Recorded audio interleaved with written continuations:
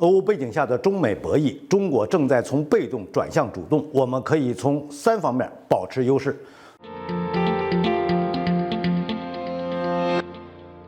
各位朋友，大家好，我是严树军，欢迎收看严树军论评。今天我们论评的主题是中美博弈日渐激烈，双方胜负初见端倪，中国手握3大优势。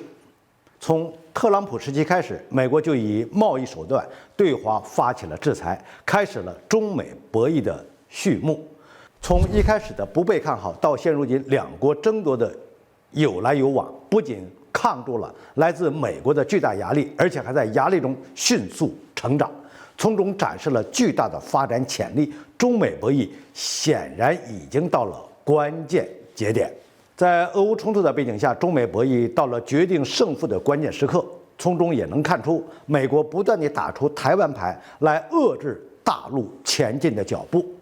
这种反反复复的行为，也从侧面表达美国政府已经没有能力在其他方面制裁中国，只能重复利用台湾问题。所以，我们要不断扩大自身优势，如何拿下最后的胜利？在我看来，可以从这3方面入手。首先，在政治层面上，美国不断挑拨周边邻国关系，联合打压中国。虽然有少部分国家配合美国的种种行为，但在国际大环境下，中国也有着自己独特的优势。从中东地区看，在“一带一路”政策的引领下，与许多国家达成了高度的合作共识。反观美国，与伊朗的关系破裂后一直没有修复，看清楚美国说一套做一套的伪善嘴脸，越来越多的中东国家开始脱美。局部反映整体，这些迹象也在证明中国在国际社会上的外交政策更加受到青睐。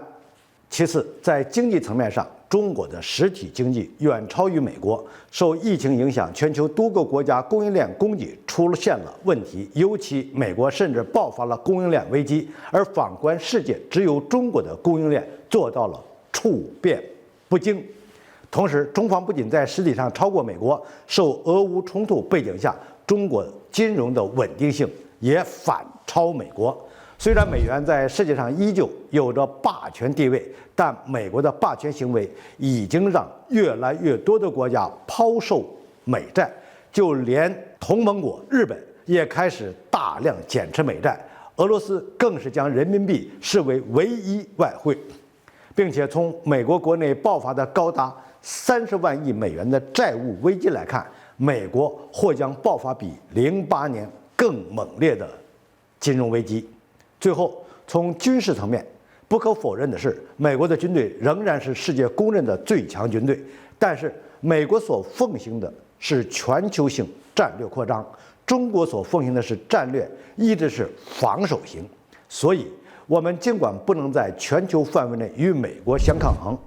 但这周边的台海、南海等地区，解放军是完全可以建立起自身优势的。中国发展至今日，手中握着越来越多的优势，也在国际上发挥着越来越重要的地位。美国想要不断试探中方的弱点在哪儿，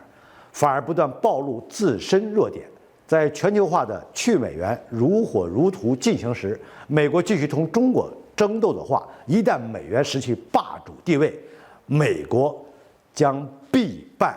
无疑。好，本期的话题就论评到这里，我们下期见。